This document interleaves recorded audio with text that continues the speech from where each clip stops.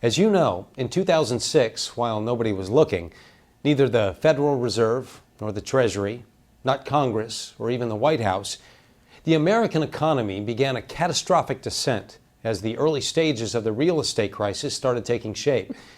2 years later, in 2008, the true scope of the devastation became crystal clear as the stock market collapsed, the credit markets dried up, banks melted down, and unemployment began to soar. America was thrust into a recession and a period of national misery not seen since the Great Depression. Every citizen in this country felt the stress, the fear, and the uncertainty that came with not knowing how long the malaise would last and how deep the damage would be.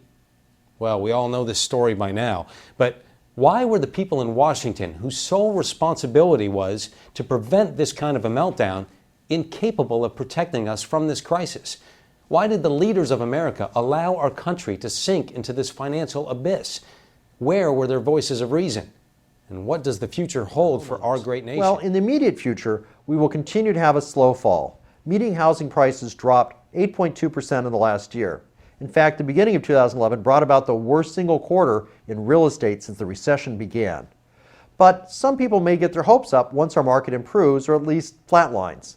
But midterm, foreclosure expected to jump 20% this year. So I believe people will lose, on average, about another 5 to 8% of their home's value in 2012.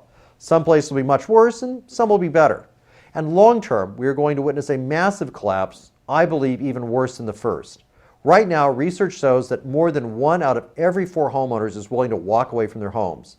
Once the inevitable interest rate hikes set in and the values of people's homes drop even further, that figure will jump even higher. Because paying off a mortgage won't make as much sense as simply walking away and renting, right? Exactly.